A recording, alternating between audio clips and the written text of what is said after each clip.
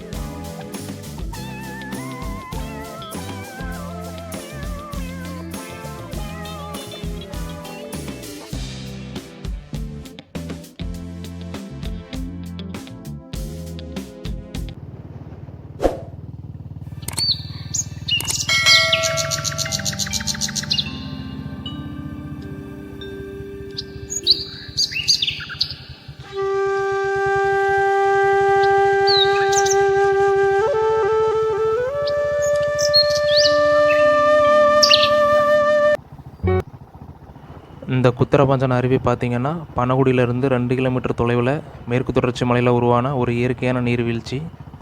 மழைக்காலங்களில் பார்த்திங்கன்னா அந்த குத்திரப்பாஞ்சான் அருவியில் தண்ணீர் வரத்து ரொம்பவே அதிகமாக இருக்கும். மக்கள் குளிக்கிறதுக்கு ஒரு சிறப்பான இடம். அதே போல் இந்த குத்திரப்பாஞ்சான் அருவியிலிருந்து பிரிந்து வரக்கூடிய தண்ணீர் ஒரு ஆறு போல் ஓடுது பக்கத்துலேயே. அதுதான் கன்னிமரத்தோப்பு. அங்கேயும் மக்கள் குளிக்கலாம்.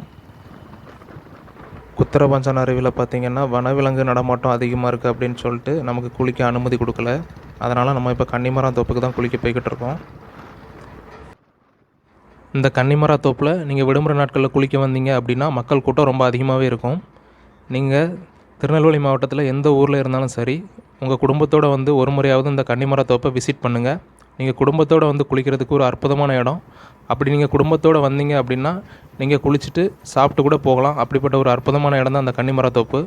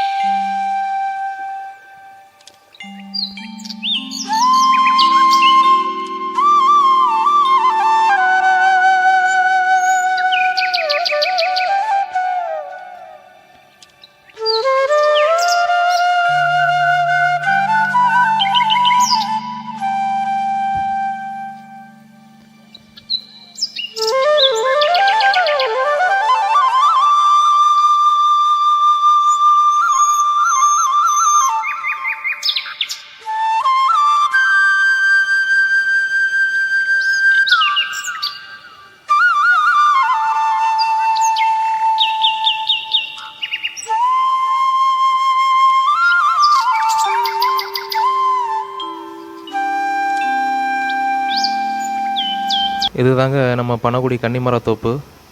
தண்ணியை பார்த்திங்கன்னா ரொம்ப தெளிவாக இருக்குங்க. தண்ணி பார்க்கவே அப்படி பன்னீர் மாதிரி இருக்குது.